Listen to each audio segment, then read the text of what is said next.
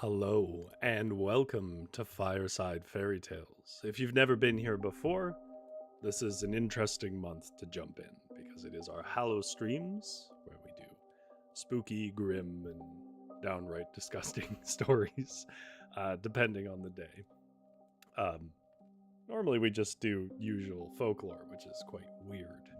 This stuff's a bit more grim. So content warning, this is traditional old folklore, some of it very recently translated, themed around things to do with ghosts and so on. But it's not really for kids. If your touch point for folklore is Grimm Brothers, children-focused moral of the story stuff, folklore is a lot more diverse than that, and this is on the diverse end. So you judge for yourself if this is an appropriate stream for everyone in the room with you. If you don't want to hear any of this talking and you just want to get to the stories, if you're not watching live, down in the description below there will be timestamps that jump you to each story we're reading. In total, we are reading 5 stories, several of which are quite short, and one of which is quite a bit longer than the others. All of them come to us from Germany.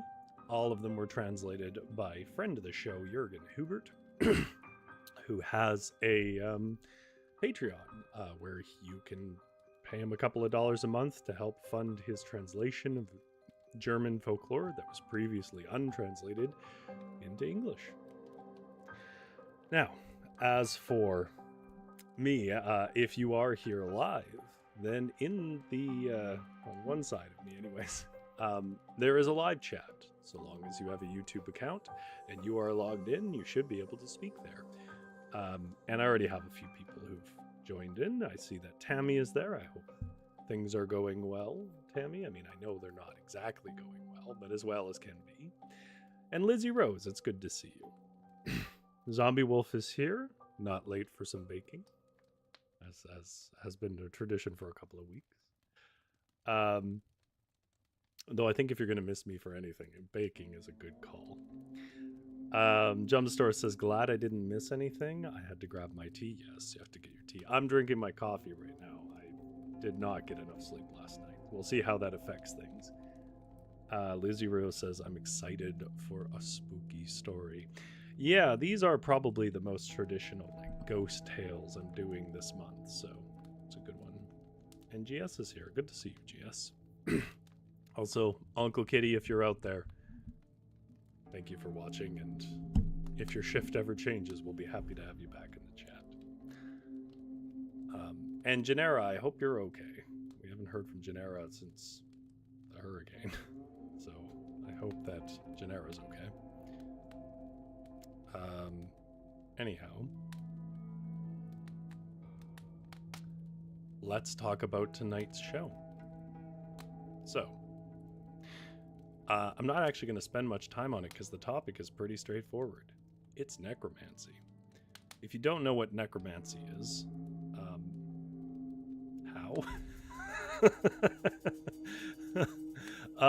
But necromancy is the raising of the dead, usually by infernal or terrible means, whether by deals with the devil or magic or just uncanny things. And so what we're going to look at tonight is a couple of different iterations of that from German folklore specifically. Now it comes up other places, but you know, sometimes I like to narrow my focus. So we're going to see some interesting variations here. We're just going to get a basic introduction into sort of how German folklore tends to picture things like summoning of the dead, with a basic intro. And then we're going to look at some variations, some of them on the sillier side, sort of dark, sort of almost slapsticky, and some of them on the interesting side, like a ghost detective.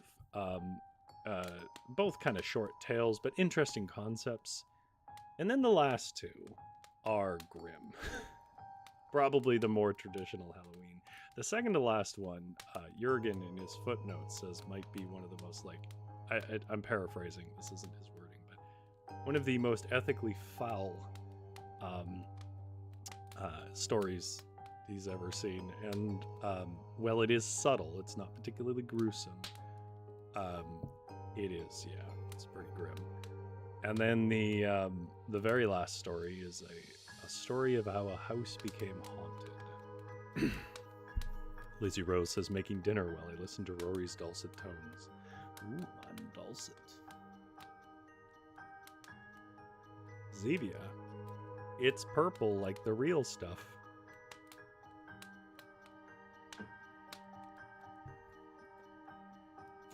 All right. That's a running joke if anyone wonders what the hell I'm talking about. I don't really have much to add here other than I think at the end of the day, what informs a lot of necromancy in these sort of things is well, first of all, that weirdness. Anyone who's had lost someone is we're just, the body is still there, but the mind is gone, right? And so I think necromancy is part of, like, so much of what you knew about them still is in the world, and yet it doesn't animate like it used to. And I think that gives a bit of, I think that inevitably gives way to thoughts of whatever secret energy that ever made us move comes back to the dead. And we will look probably next week at some stories, maybe the one after,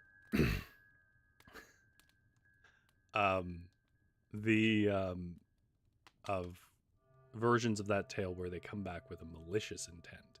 But this one's a little more neutral on what the dead are up to.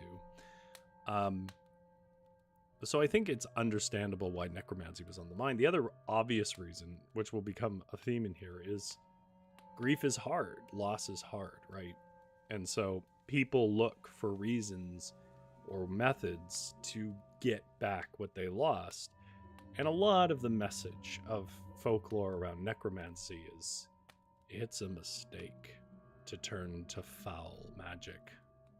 That it's better to sort of accept the entropy of the universe. And I think that's a theme that runs all the way through literature up to our time.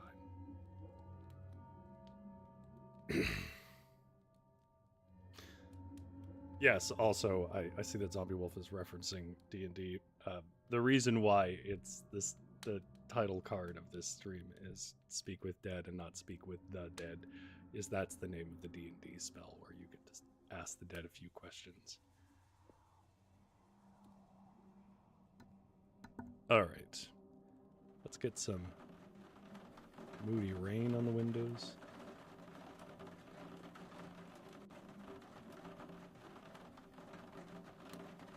A little bit of wind.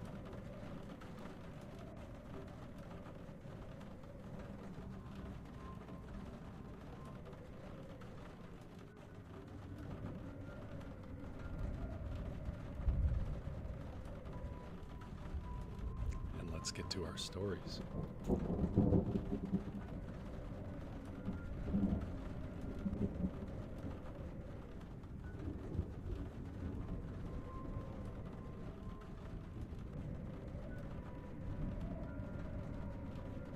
Our first story tonight is called Summoning the Dead.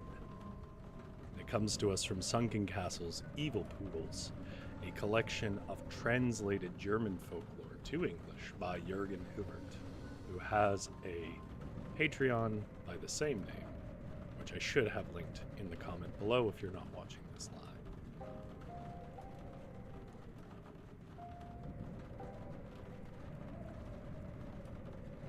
There is a book called The Character, and whoever has it is capable of doing more than other people. This was told by a farmer from a village near Magdeburg, who frequently heard the following from his father, and each time with the same words. When he was a young man, he served in a town close to Magdeburg, and at that time he kept the company of a young man who was about his age. He soon realized that the latter was capable of doing more than any other. In this manner, several such young people had gathered on one Sunday evening, and then the conversation drifted to the topic on whether it was possible, maybe, to summon the dead. His companion, to everyone's surprise, said it was. And he would show them. It had become rather late, but this man delayed their departure until the clock struck 11. And every one of them, he asked which dead person they wanted to see. Then each said one person or another from among their acquaintances who had died. Then all of them had to sit down in a circle round his companion. And he then took a book and read inside it, but the book was the character. It didn't take long until the door opened.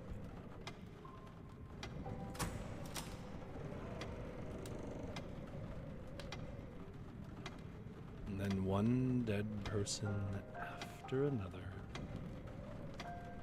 stepped in, clearly recognizable. And they appeared in the order in which their names had been mentioned earlier. The dead walked around them in a circle, so close that they were almost touching the living. The witness's hair stood up on end out of fear.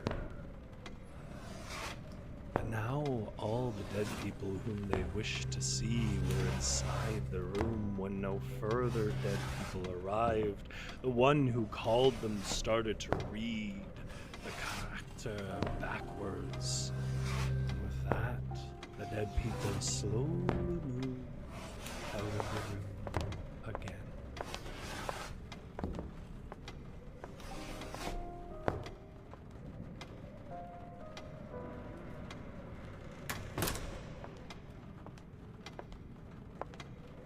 The men remained sitting on their seats for a while, as if paralyzed. But then they were eager to get out of the door. But from that time onward, they no longer desired to know of such things.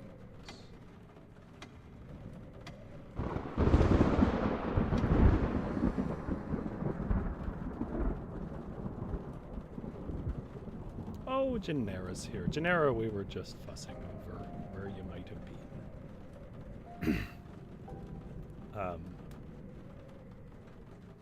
We wondered if maybe you were caught in the hurricane.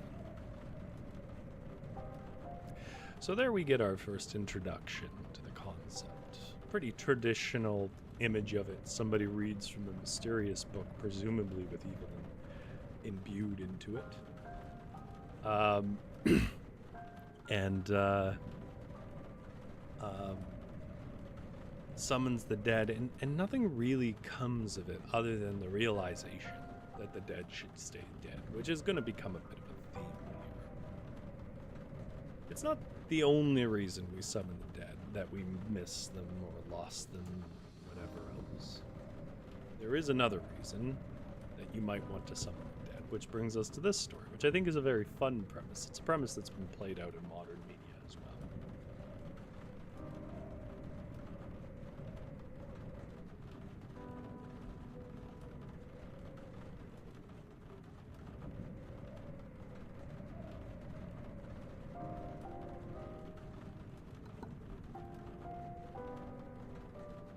Pardon me.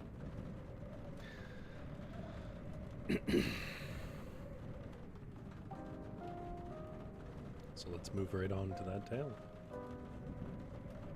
Lizzie Rose says, ooh, these are creepy sound effects. Yeah, aren't they? There's a couple of sound effect boards I can crack into only around hell. This one has, I mean, earphone warning, but this one has like jump scares. I don't really plan to use that in the stream though. Anyhow. Our next tale is called The Summoning of the Dead. Obviously not to be confused with Summoning the Dead. It tells us a slightly different version of why you might want to summon the dead, and of course, while you may have the best of intentions in doing it, still doesn't go well for most people.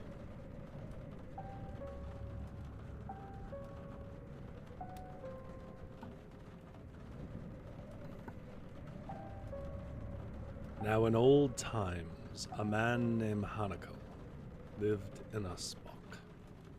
He was able to summon the dead and indulged in sacrilegious traffic with them in order to reveal thefts with their aid or to discover what would occur in the future.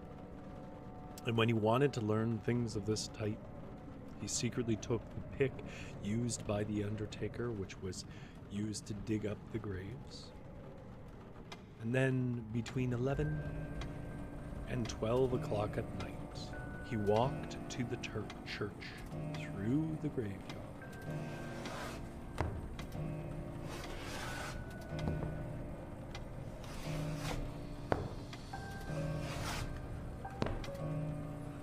And there he carved 3 crosses into the church door. And there he stood on the grave of a deceased person who he had known in life, and he called the latter by name 3 times. And the dead person who had been woken up by this now asked what Hanako wanted, and revealed everything that he wanted to know, but added, "But leave me in peace from now on." Then the summoner had to refrain from uttering even a single word and had to leave the site without looking back. Otherwise, the dead, who threw stones all around him, would have hit and killed him. He did not escape his punishment, though, for one day, merely by accident, he turned round for just a moment, and then they stoned him in such a manner that he died in agony of his injuries 3 days later.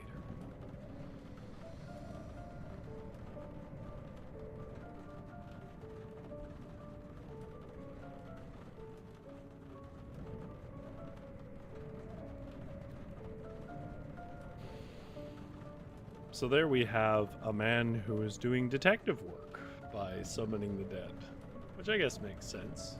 It's not clear if he was only looking for thefts of his own stuff, or thefts in general so he could collect on the stuff they stole, or whether he was doing it to be helpful. But nonetheless, the message remains the same. The dead should stay dead. Now, as if it knows that how the flow of the stream was going to go, our next one is on the, I say silly, but that is maybe not accurate. It's on the lighter side of this very dark topic.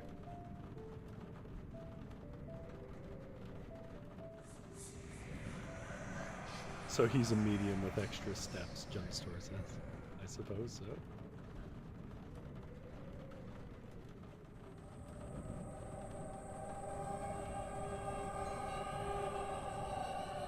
This story is called Another Summoning.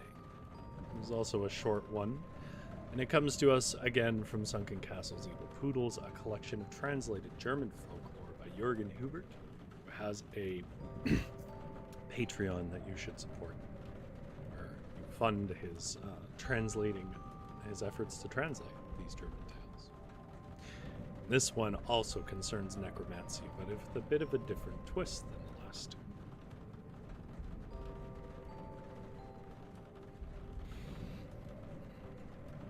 Around the middle of the 40s, a woman in Utting am Ammersee died soon after she'd given birth to her first child. Child and mother stayed together, however. If a woman with her first child dies soon after birth, then her child is put into her arms, and heaven is opened up to her in this manner, and she's carried to the grave like a maiden by other maidens, and the little maiden's crown is put on her grave. This is an ancient belief, and the custom is widespread everywhere in the sense that a person who lived pre-internet and would probably have to say goodbye to everyone they knew to cross the sea. That kind of everywhere.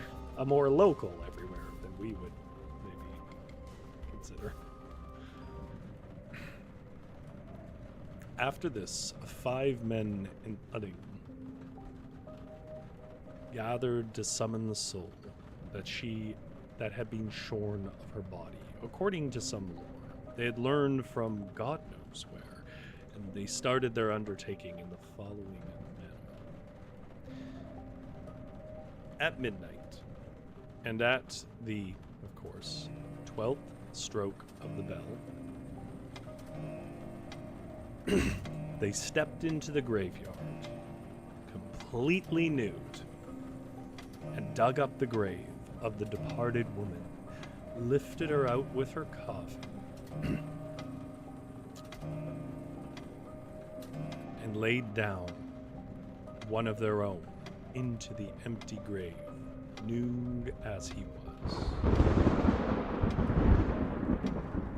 And well, they carried the coffin around the graveyard 3 times, maintaining the utmost silence while doing so. The summoning went on with the intended goal of beseeching the departed soul to convey the lottery numbers, which would be drawn in the 3rd next lottery drawing. For this reason,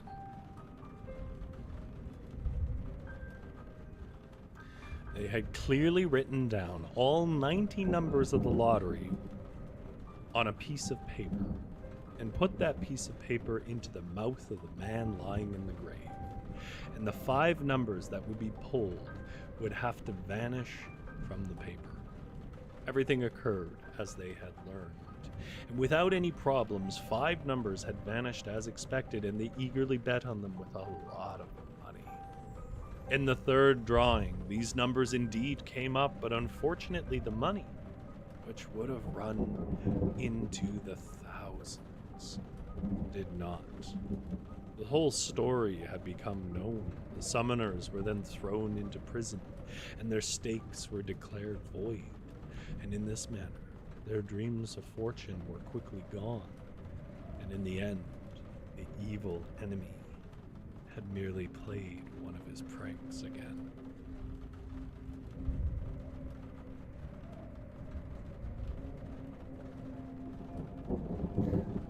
Lizzie Rose says, I wonder how we know that the dead should stay dead. Like, did someone actually try this and did it end horribly, or is this just an assumption we make as the living?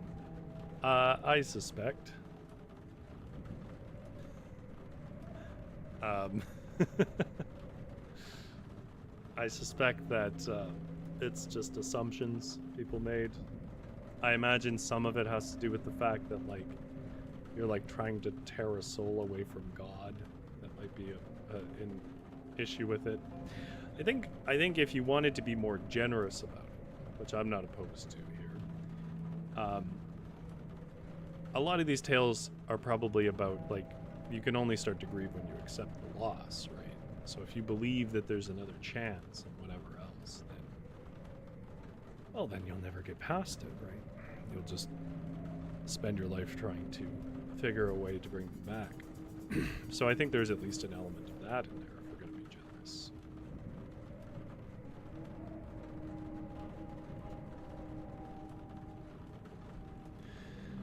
All right. The next story is grim and gross and ethically foul, and involves mind control if you are icked out by that. It seems to imply murder and obsession. It's gross in an ethical way. It doesn't really do much gruesome description. So if that's not your ball of tea, as the saying goes, ball of tea, feel free to go do something else. I don't want to disturb people beyond what is fun to be disturbed. Jump stories, the next story, the last. No. The next story is another shorter but grim story. And then we're on to the last.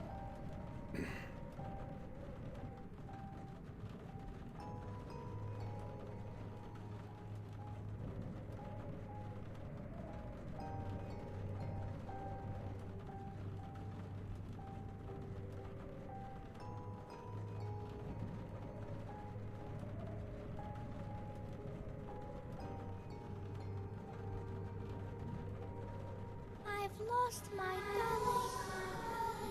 I had to know what the button did. I hope that startled someone. Just said little girl. Alright.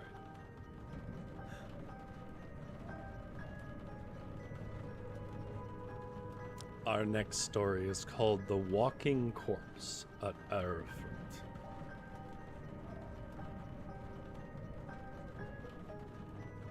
And it also comes to us from Sunken Castles, Evil Poodles, and content warning. This is a gross story in an ethical way. More than normal. It involves mind control and so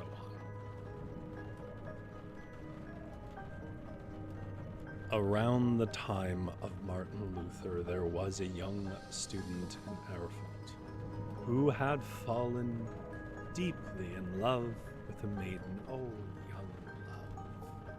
How could it ever go wrong? He sought the advice of one of his comrades who knew the magical arts, and this comrade promised him that as long as he refrained from hugging her, he would make his beloved maiden appear before him with his arts. So the young student then promised him to do so. Subsequently, the maiden indeed entered the chamber of the student and acted very lovely and friendly towards him.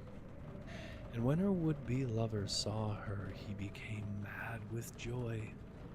And because he was unable to restrain himself, mind that phrasing, come on, nonsense.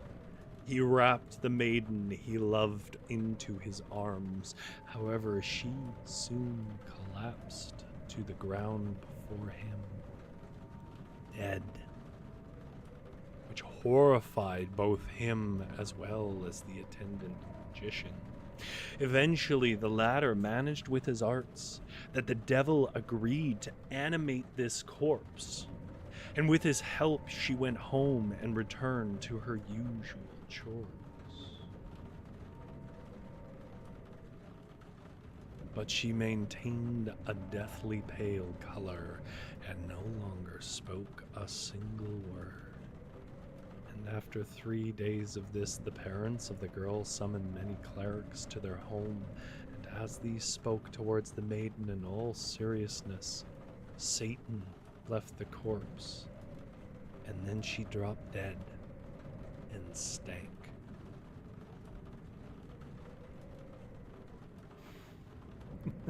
Have we found your weakness, Jumpstore, with the little girl?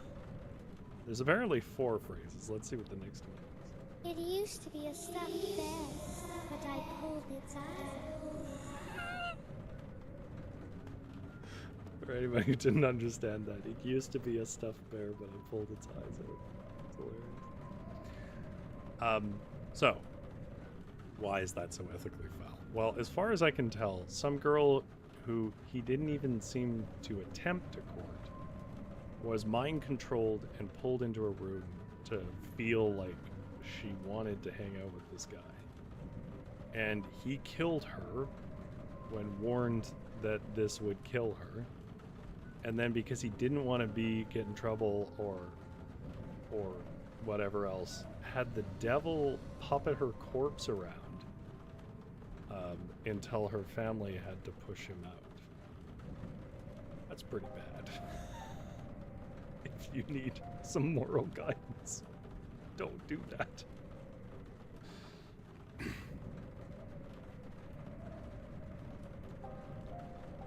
Okay.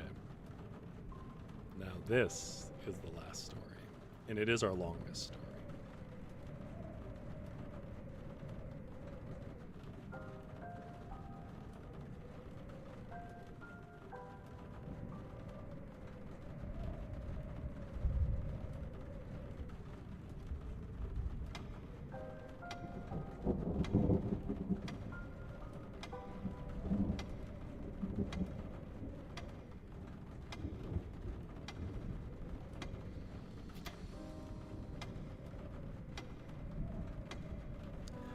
Our final story of the night is a classic haunted house, and it's called the House Adam und Eva at Danzig.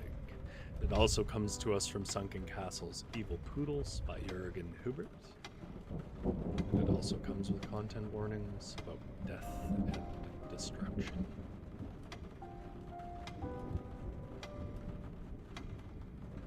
In Langassi in Danzig, which is the best address in the city, there is a splendid house.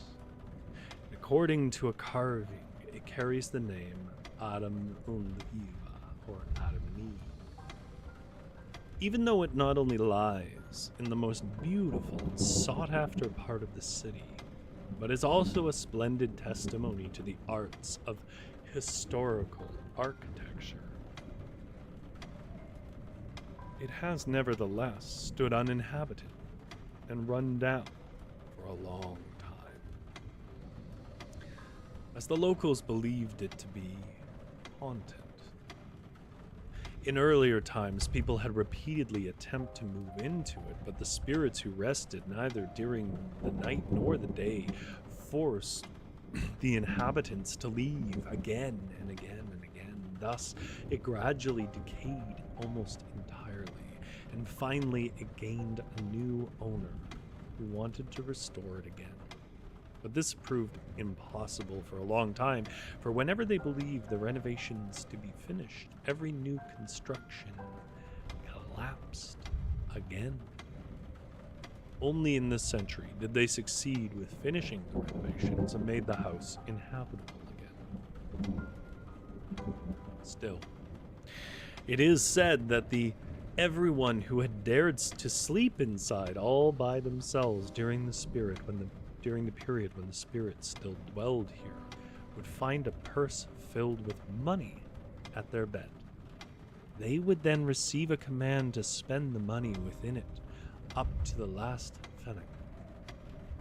Over the course of the next day, if they failed to do so, their neck would be snapped. They'd be found dead.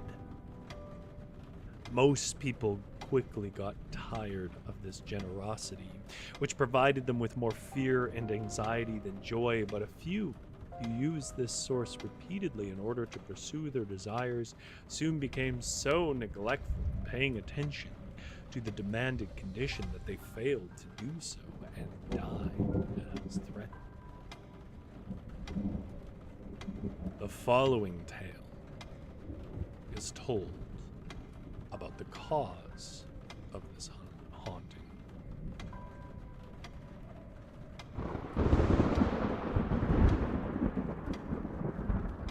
During the time when Danzig was still a free imperial city and had its own independent courts, a councilman lived in the house who was an honest and benevolent man.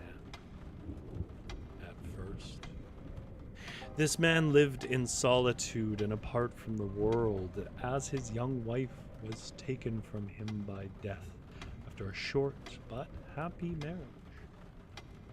In order to distract himself, he studied alchemy, which was widespread in those days. things. And during his studies, he made the acquaintance of a gold maker and practitioner of the black arts from Venice. Just pausing here for a moment. In German folklore, people from Venice have their own folklore cycle. They are a point of fascination for German folklore, the way that Romanians are in a lot of other European folklore, for whatever reason. Their attempts to create gold found no success for either of them. However, the foreigner promised the councilman to summon spirits, call forth people from the shadow realm, which were long dead. But, as a condition, he required that no other living being than the two of them should be in the house when the summoning was supposed to take place, as otherwise the spell would have no effect. When the day arrived on which this ritual was supposed to take place, the councilman sent all of his servants out of the house. The summoning was complete, but no one appeared. The entire house was searched, and a black poodle was discovered, which people had forgotten to take away. Pausing for a moment here again.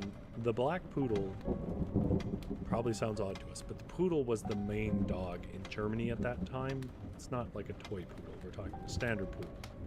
I mean, they have curly fur, but they weren't like done up that way.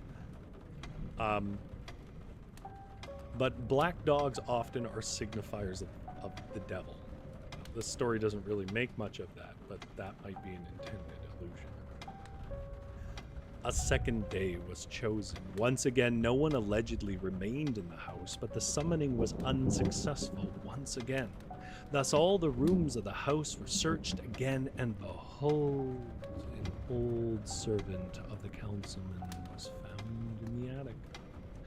Out of curiosity, he had climbed over an opening in the neighboring house in order to see what was going on during this enforced absence of the servants.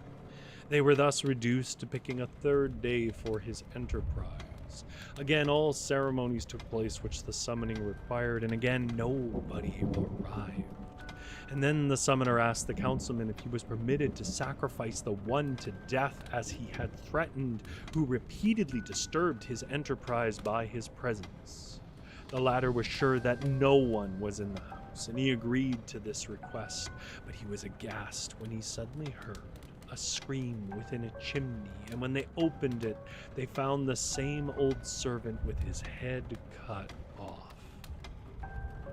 Well, now the councilman insisted that the summoning, which had already cost blood, should indeed take place, and first he had to firmly agree that he would not step out of the circle which the mage drew around them, as well as not utter any sound, no matter what he might see or hear. He now asked him whom he wanted to see, and the councilman first wished to see Adam and Eve. These appeared and walked through the room and then vanished. And then he had his father shown to him, and after he too had walked past, his departed wife. She too appeared, but it seemed to him as if she looked at him with angry glares.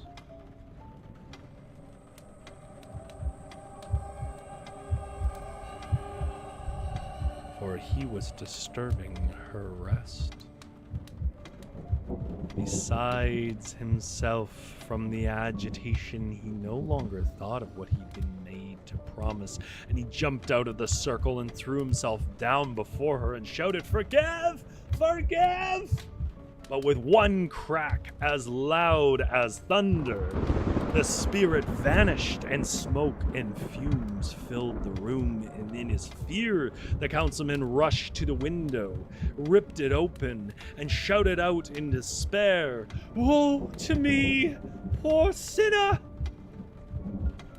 When he'd regained his senses, only the dead carcass of his servant remained to remind him that this terrible show had not been a dream. And in order to memorialize this event for eternity, he had Adam and Eve carved into a stone arrangement and put it above the door.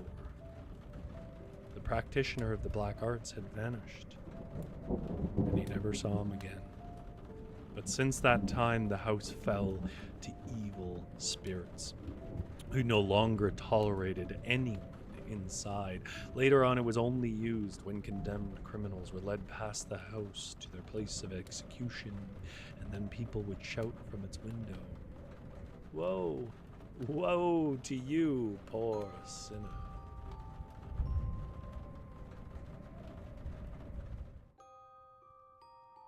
And there we are. There are some stories about summoning the dead, and how it rarely ever goes well.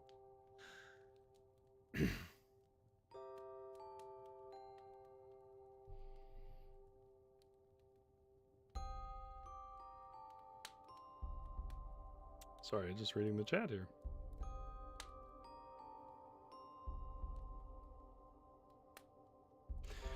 Zombie Wolf says, "Hey Rory, have you decided what you're going to read on the Close Enough to Halloween stream? Or are you open to suggestions, or are you going to wing it?" So the reason why I don't usually ask for suggestions is because there's a whole lot of things that it has to clear to make it on the stream, and I don't want someone to make a suggestion and then feel like I'm just ignoring it. Like, it has to be in the public domain. Although, I mean, I've played close to the line on a couple of those things around Halloween, because some of these Halloween stories are basically out of print, and it's not even clear who owns the copyright.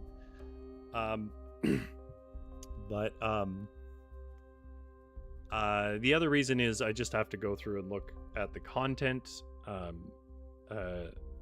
for a variety of things that I don't feel I want on the stream. Some of it is more obscure than others.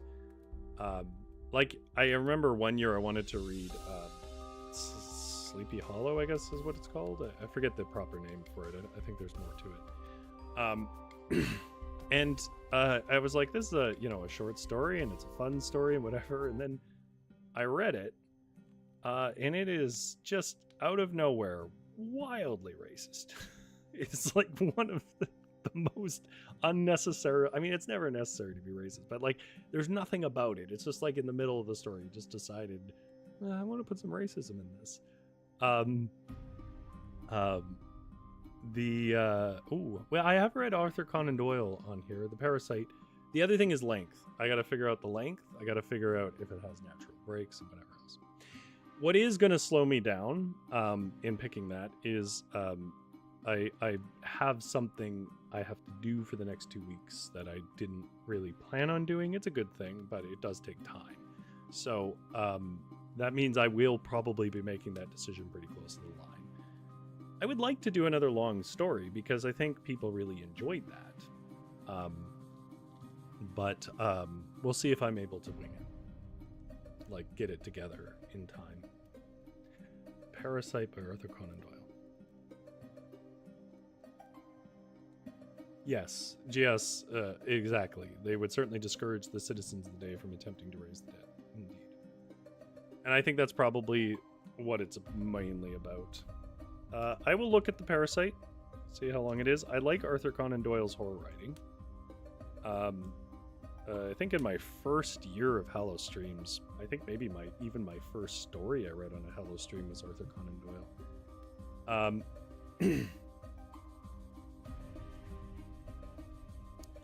Yeah, anyhow,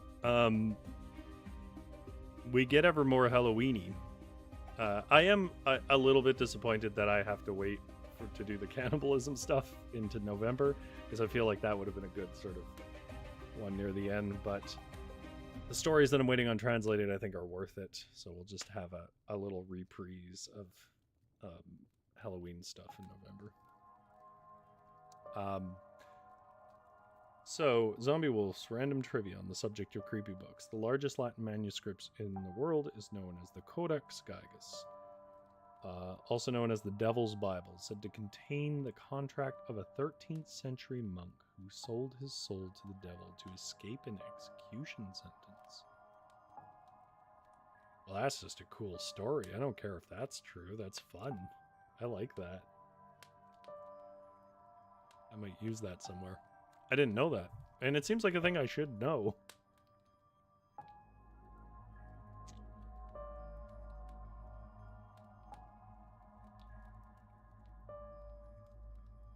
Lizzie Rose says, the fun fact about the Codex Gygas, handwriting says the same dude wrote the whole book. Oh, wow. Oh, that's a weird fixation. And it's not a freaking Sherlock Holmes story. I mean, I like the Sherlock Holmes stories, but yeah, Arthur Conan Doyle would echo that in that he didn't like how much he was pigeonholed into it. And then there's the rather famous story about how his mother got mad at him for killing off Sherlock Holmes, and that's why he comes back and whatever else. Anyways, yeah, I'm gonna look that up. I've been sort of over the last year working on something that started a couple of streams last year. It's still like I'm still trying to figure out what the form of it is, but the Codex Gygas would probably fit into at least one part of it. I feel like that. I don't know how it would, but I just feel like it would.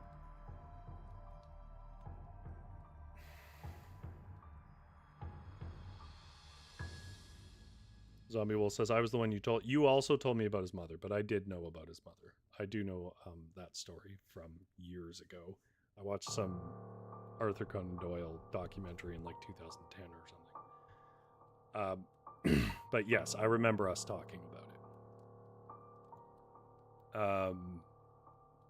Okay. Well, folks, if you enjoyed this, I'm going to make a different request here.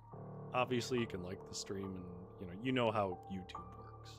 But I am going to say, for a lot of people who are trying to, like, figure out what folklore is about and get a foothold in it, Halloween folklore seems to be a good entry point. So if you have a friend that you are interested in getting them interested in folklore, maybe recommend this stream. I mean, it's just ghosts. It's a pretty simple entry point to the concepts of folklore and how it works, and its weird little short tales. Because ultimately, there's algorithms and they help sometimes, but the best way to spread is that somebody likes your stuff, and then enough to share it with someone they love. So if that is something that sounds appropriate to you, feel free to do so. Otherwise, thank you so much to my chat. I'm really glad that we got to see Janera there for a brief bit. And Uncle Kitty, of course. I hope you're not working in the night, so we didn't spook you. Although you used to watch review horror films, so I think it'd be okay. Jumpstore and GS said they love the sound effects. Everyone being very kind and saying thank you for the stream. Well, thank you all of you. Tammy, I hope things look up. I know you said you have surgery soon, and I hope that goes smoothly. And Zombie Wolf, Jumpstore, Lizzie Rose, GS, and hopefully nobody else that I forgot. Anybody out there lurking, thank you very much for lurking. And, well, I'll keep the fire going. You don't even need to worry about it. Just go lie in bed, close those eyes, and let me keep the place safe while you sleep.